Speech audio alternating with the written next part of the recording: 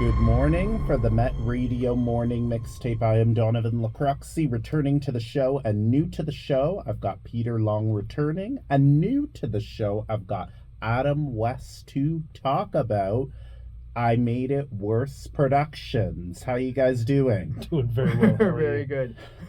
However, it's Adam Taylor. Adam Taylor. Okay. Sorry, I said West. I don't have the Batman gene, unfortunately. I'm so sorry it's about all right, that. brother. It's all right. All right. So, you guys are talking about I Made It Worse Productions, That's right.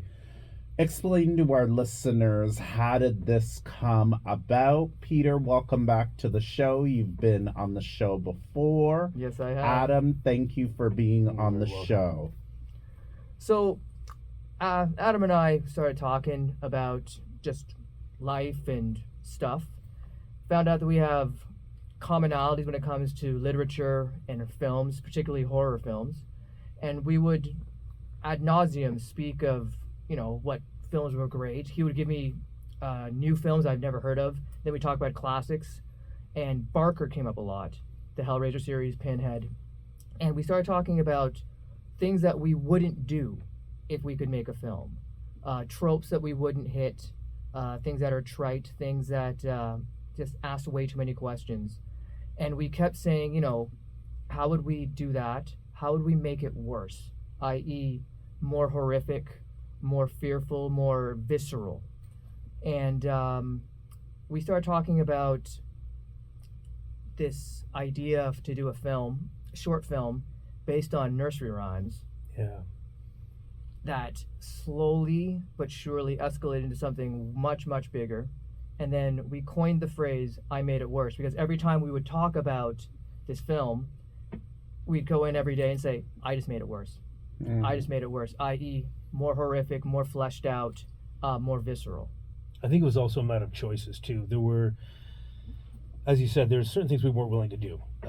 So some of the tropes we were never willing to touch was, the black guy getting murdered first. I think we talked about that on ad nauseum. The girl in the negligee running through the woods, we're never touching that. Massive plot holes just to make some form of violence happen. It always struck me that a lot of horror films seem to be made with somebody had an idea for some kill.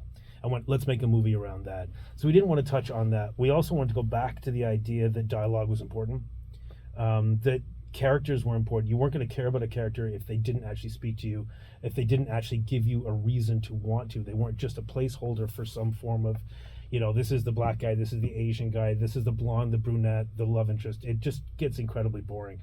And they've been inserted into almost every horror film in the last 15 years in some form or another. And it was kind of time to, if we could, we would try and put that away and start, from a fresh perspective of story means everything, character means everything.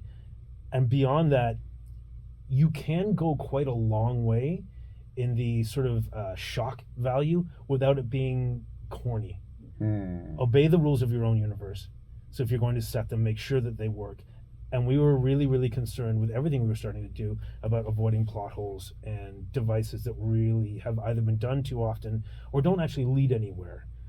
I had an idea about 10 years ago about doing a series of nursery rhymes. My degree is English linguistics.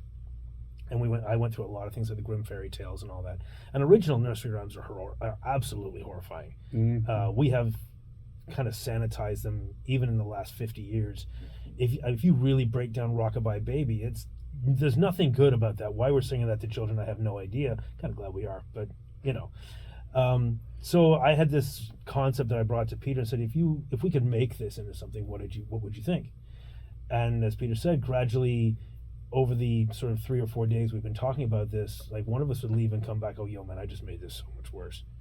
And we had an idea that we thought we would film in a day.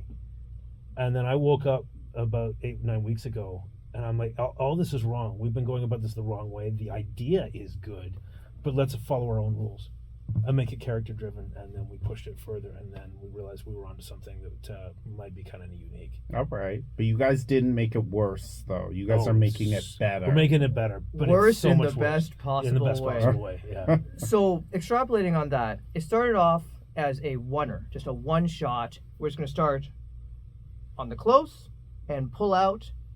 We're talking a 1-2 minute short film. And then as you pull out, it just gets increasingly worse, right? you see murder and death and chaos, and it was just a one shot. And we're like, yeah, we can shoot this in a day. Mm-hmm.